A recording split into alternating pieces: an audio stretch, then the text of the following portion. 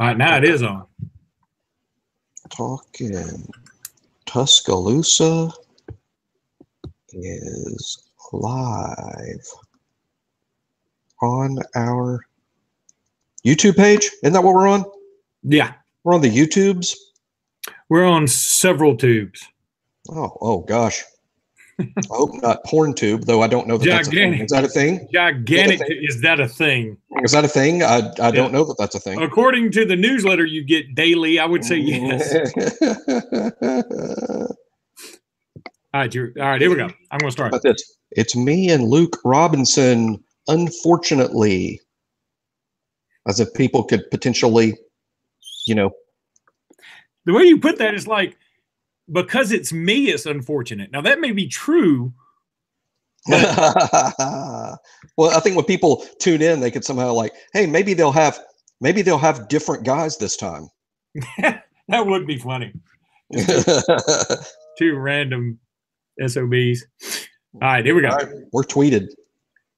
Hey again, everybody, and welcome into Talking Tuscaloosa. Luke Robinson along with Jimmy Stein. As always, Jimmy, how are you today? Pretty good. It's a Monday. Sort of a Wednesday for me. I got 2 days off at the end of the week, and so this is sort of like a Wednesday for me. I'm heading to God's country, Tuscaloosa. For the Big A Day. Correct. And I'm going to that country music show Thursday night at the Tuscaloosa Amphitheater. Who's playing? A guy named Chris Young. You don't listen to country music, so you probably don't know who that is. No, I do not. He's pretty good. He's in the country world. He is and I mean this as a compliment, he's a solid B-lister. If the A-list is, Blake Shelton, Kenny Chesney, Miranda Lambert, Jason Aldean, I think Chris Young's he's in that next tier. Famous, big hits, not quite sells out arenas kind of a guy, but he's good. The wife's a big fan. Okay. I mean, yeah, you're right. I don't listen to a lot of country music. It's gotten to, what was it? Who had the song "Gone Country"? She's Gone Country. Who did he's from Georgia. He's really red. He looks like he should be working on cars. Aldean. You're probably talking about Jason Aldean. No. He sings that song, "She's Country." No. They've gone country. Look at them boots. Yeah, I know that. I know that song, and it's and he's very famous. Oh yeah. Whoever sings that is a big deal, but I can't. But I don't like country, so I can't remember it. But anywho, yeah. But you don't do country. By the way, I hope Alabama doesn't do a lot of country music again to fire up our team coming onto the field next year. I mean, maybe our fans like it, but I don't really care how rabid our fans are. I'm much more interested in how rabid our team is. That's exactly right. And frankly, I mean, and I'm an old, white nerd, lame nerd, and that's why I'm going to things like the Chris Young concert Thursday night. But when I'm in the Bryant-Denny, the only music I want playing in there is music that fires up our football team and impresses the 17-year-old recruits. I don't care if it's songs I've never heard of. I don't care if it's totally inappropriate with bad words.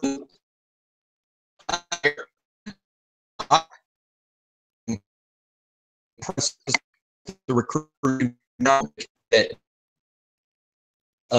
don't no. They're there to win games, period. So I like, for lack of a better term, C-Murder, even though I guess it's now 7 years old. We need something newer than that. But I like it because our kids like it and the recruits like it, and that's what it needs to be about, period. By the way, I went to C-Murderer's house. I think it's in Baton Rouge, 20 years ago or 15 years ago or something. That's not C-Murder, is it? Isn't C-Murderer the brother or brother-in-law or half brother or something who's Master P? Master P. I went to Master P's house, and C-Murderer's house was right next to it or something. Really? Yeah. Huh. That's fascinating. I had no idea. Because he was going to buy a fountain from me, but he didn't. C-Murder or Master P? Master P was. And So, I don't know how I blew it, but I didn't If get I was Master P, I'm the only person in America who can't sell something extravagant to Master P. If I'm Master P, I'm changing my name before this Trump dossier comes out. What do you want it to be? I would just get away from P entirely. I don't think I would want P in my name with that with the peeing on hooker story on the front page. Master P and Stormy D. But anyway, all right. Let's talk about probably literally is on that porn tube thing that I don't think exists. Well, I've heard rumors of. We had a scrimmage last week, and we don't know a ton about it. It was indoors. We've got A-Day coming up this week. Bama Online has put out their tentative or who they think will be the starters on the roster. And really? I'll tell you something, the thing that surprised me more than anything, and this is probably due to injury more than anything, is one of the wide receivers was Derek Keefe. I mean, that just goes to show the injuries. We were thin at wide receiver, DB, and the defensive line before spring even started. That's the thin spots on the team. And then, of course, you end up getting guys hurt, in those positions. I mean, it's just Murphy's Law or whatever. But, yeah, wide receiver in particular, I think we started the spring, Luke, with only like 7 guys. I think 7 is right. And then, Slade Bolden is basically a full-time DB, and Devontae practices over there sometimes if Judy gets hurt. And crazy. But, yeah, we're going to see with the first team, I think, Luke, early on in A-Day on the first team, we will see walk-ons at wide receiver. And on the second team wide receiver group, we're going to see walk-ons the first couple of snaps. I think somebody like Mac Hereford, who's a good player for a walk-on. He's a solid guy. He's probably good enough to play in games. I bet he's basically, if this makes sense, a first team, second team guy. That only makes sense in the A-Day context. But yeah, I'm going to say this is, especially if Tua, oh my God, I'm getting a call for some reason, and I'm getting it on my computer. I'm declining it. Yeah, because I got this MacBook now, and like I get calls to my computer and stuff. It's weird. But anyway, is it from a porn bot? If it was Pornhub seeing if you were, hey, where's Jimmy? He's usually on our side at this time of day.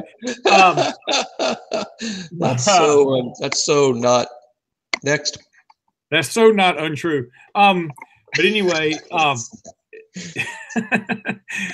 this A-Day, if Tua's out, especially, which it looks like, I guess he's going to be, then this A-Day. Why play Tua? It makes no sense. I mean, but this may be the worst A-Day ever. Well, yes and no. First of all, we do have quarterbacks that need a lot of reps. That would be true if Tua was healthy. Jalen needs to improve as a passer. That's not a news flash. We all know this. Jalen needs the reps. He needs to throw the ball downfield in game-like conditions. Mac Jones certainly needs reps. Let me tell you, I think Mac Jones is one of the more interesting things this spring, Luke, because he played last spring as a true freshman, and I thought he looked totally overwhelmed. I remember saying on the podcast a year ago, Luke, that ended up being so true. I said Tua played like a freak, and Mac Jones played like exactly you would expect a true freshman to look like. We had 2 true freshmen in the spring game last year, but Tua was a freak. That certainly proved true over the course of the season. And Mac looked like a typical true freshman playing his first spring. He was overwhelmed. That's what a freshman is supposed to look like. But Tua is just so good, he just skips over that altogether. But I think this Saturday is a great look at how far Mac Jones has come in a year. And while I don't think Mac is a critical player for this team, he is in the what we'd call the presidential line of succession here. He's 2 high ankle sprains away from being the starting quarterback at Alabama. So we need him to be pretty good. And from what I've seen so far and read and heard, I think Mac's getting to a point where he can be helpful. I don't think it's ideal that he would be the starting quarterback, but I think he's getting there. No, I think that it's not just 2 high ankle sprains. I mean, Tua's hands already hurt, and we have seen that Tua's not afraid to mix it up a little bit. So he could certainly get injured some other way. I mean, he's used to spinning around and turning and flailing and then throwing a dime. But at the same time, you do that enough in the SEC, you're going to get hurt. And Jalen Hurts has certainly been very fortunate to not be hurt already. Now, he's strong as an ox on steroids, but he does run a lot. He runs into piles a lot. He gets hit a lot. So you don't get a lot of clean hits on him. But at the same time, again, running quarterbacks have more risk. So, I think he's even closer to It's one of the big reasons the NFL doesn't employ running quarterbacks, because they give them millions of dollars. And the first thing they want to tell the guy they give millions of dollars to is, hey, don't run around. You're going to get hurt. And then there goes our millions of dollars. So,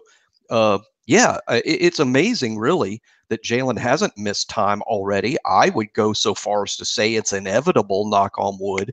It's inevitable if Jalen had continued to be the starting quarterback and run around as much as he does. It's inevitable that he would get hurt and miss time.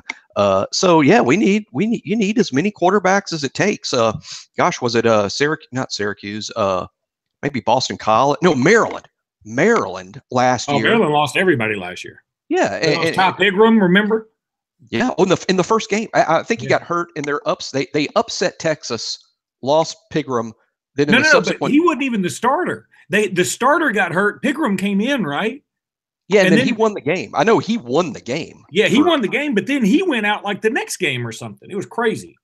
And then proving that, this is a team good enough to beat Texas with their first or second quarterback. But then when you get down to quarterback number 5, you're not going to beat anybody. And I think Alabama fans live in such an alternate reality to everyone else on the planet. We don't think of, if that happened to us, we would just go win with our 5th team guy. No, we would not. We would not win with our 5th team guy. We would not. We would be not like Maryland, but because I think we'd beat a lot of teams just by handing the ball off and punting, on 4th down. We're still going to win most weeks, but we just sort of live in an alternate reality where nothing bad happens. But heck yeah, we're sort of due for that. Can you believe one of the most amazing stats out there? I would tweet it, but it would be such horrible luck. I'm not. But an Alabama quarterback has not missed a start due to injury since 2004. That's 14 freaking seasons ago. Are they talking about Brody Croyle, I guess? Brody, yeah. He got hurt in the opener. But heck, that year, if I remember right, and I think a lot of people are going to get 03 and 04 mixed up because we had quarterback injury galore both years. But in 04, Brody tore up his knee in the opener and then was replaced by Mark Gillen, who also got hurt. Of course, he wasn't very good. He also got hurt and replaced by our 3rd quarterback, Spencer Pennington, who finished out the season in 04 as the quarterback, but he was really our number 3 guy. And in 03, we also got quarterbacks hurt and ended up playing our 3rd and 4th guys. So maybe that's why we've been healthy for so long. 03 and 04 were such horrible luck for us keeping the quarterback healthy. Maybe we deserved a long run of keeping the number 1 guy upright. But let me tell you, when it ends, it might end with a vengeance, because it's just not the way the football gods work. They give you a break, but then you have to pay for it. Yeah, and I think it is trickle-down effect, because if your starter gets hurt and your new guy comes in, he is probably more likely to get hurt because he's not as used to playing in a game and knowing the nuances to not get hurt. And then if he goes out, the 3rd guy comes in and he even knows less than the backup. So, it's really such a domino effect that it's a thing. And I'm going to skip around here because we can talk about A-Day next week. And I do think it's going to be the worst A-Day ever. I'm making that prediction now. But I want to bring up a couple of other things that came out because we got to make this kind of quick. But first of all, and this is not necessarily about talking Tuscaloosa, but the AHSA has come out and said they're going to institute instant replay next year for high school football games. I don't know how you feel about it. Frankly, Jimmy, I don't like it. And let me tell you why. Because, first of all, it's not universal. It's not unilateral across the board, I should say. That if you have the equipment, you can use it. If you don't have the equipment or don't buy it or don't want to pay for it, you don't have it. So not every game is going to have it. Not every school can afford it. Secondly, you don't have a new official looking at everything. It's the same officials, but with one iPad, depending on whatever camera angles you have. If you have 20 camera angles, great. If you only have one, so be it. And finally, I'm just of the opinion that at some point, can't we just say football and sports in general have human error? I mean, in basketball, there are phantom fouls all the time that we just deal with that aren't reviewed. In football, who knows where the spot of a ball actually is in a pileup? Yeah, true. On every single spot actually is a guess. Every spot ever. Pass interference, holding, traveling in basketball. Charges and blocking fouls. Charges, blocking fouls. Strike zones. Strike zones. Oh, you're just picking stuff out of a hat. Yeah. Totally agree. I watched Alabama Texas A&M baseball the other day. Back-to-back plays were reviewed, and they each took about 5 minutes. And it already took a mind-numbingly boring sport and made it even more mind-numbingly boring. I mean, I couldn't watch anymore. I said, I can't keep doing this. I mean, at some point, we ought to say, hey, guys, there's human error. You know, just like quarterbacks throw interceptions and running backs fumble and offensive linemen miss blocks and defensive players miss tackles, referees miss calls, and we all got to deal with it. And I'll tell you something else. For all the people who say, yeah, well, I'd rather just take as long as it takes to get the call right. I don't know that that's true in high school football. You only have so many hours in your day, and this could take up to another half hour, they said, per game. And, you know, that may not sound like a big deal, but these games are already kind of running a little bit longer now because some of them are televised, so you have your TV timeouts, et cetera. And so do you think it's not a big deal that these high school kids and high school families that probably have younger kids too are taking another 30 minutes? And then a lot of them have to go to either Alabama or Auburn or South Alabama or UAB the next day for a game that may not kick off till 8:30 at night. I'm just saying at some point we ought to just deal with the fact there's human error. I mean, I agree with everything you said. I'm not. Of course, you're more involved in the AHSAA because of your your radio. Yeah, it's easy for you to say. There's a bunch of A's and H's in that thing. But you're right. I agree with everything you just said. I'm sort of against this idea of replay. I just think it's unnecessary. Just like it's unnecessary. Yeah, that officials screw up calls. So football became the most popular sport in America for decades now, with bad calls being part of it. I mean, It's not like we all decided in the 80s before there was no replay that, okay, we don't like football anymore. They get too many calls wrong. No, football rose to being the most popular sport in this country even before replay. So I don't know that necessarily we'd say that replay has improved the sport. Secondly, and here's two things that aren't fair. It's not fair that Hoover can afford this and Jackson Olin cannot.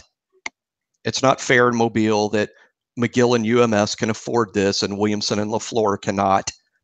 It's also not fair that I'm assuming that Williamson and LaFleur can't afford it. That's also unfair. That's unfair. So that's unfair too. That's sad that we're so PC now that the first thought I had was, hey, Jimmy, what you're saying isn't all that fair. Yeah, no, exactly. And it's not fair. I knew it as I was saying it. And I said it because I'm not the first one to say it. By the way, I've heard it on local talk radio as an issue that, hey, some of these schools can afford it and others can't. And then what's also not fair is the schools you immediately think of that can't afford it. Hell, they probably can. And I don't think it's going to be Steve Savarese says it's not as expensive as some of the numbers he's heard thrown out there, that he thinks everyone can almost easily afford this. But I don't like it for a bunch of reasons. But if they do it, if they're going to continue to implement this and go forward with it, I wish someone somewhere would go back to the original idea of replay and stick with it. And that's only overturn calls when there is a clear injustice. What I get really furious with is replay has turned into, okay, we're going to substitute the official in the booth, his judgment, for the judgment of the guy on the field. So he's going to look at this from 17 different angles in an attempt to absolutely minutely get the call exactly right. That's what takes forever. It's taken the judgment call out of the sport entirely. I think replay should only overturn, oops. It should overturn, gosh, they missed that. Or how did they not see that fumble? The ball was out, 20 seconds before that guy hit the ground. I think it should just only overturn clear injustice. And if it's a bang, bang thing that can go either way, determine that it's bang, bang, go either way, and stop the replay. Look, the call on the field stands unless it's grossly wrong. But here's my thing, Jimmy. What is indisputable to you may not be indisputable to me. True. And That's here's the true. other thing. That's true. The NFL is the most powerful league in all of sports, probably worldwide, and they still don't know what a freaking catch is. Yeah, and they get replays wrong. They replayed the Dez Bryant thing, and it took forever, and they finally determined that's not a catch. And there's nobody outside of Green Bay who thinks that wasn't a catch. I call it the 7-year-old rule.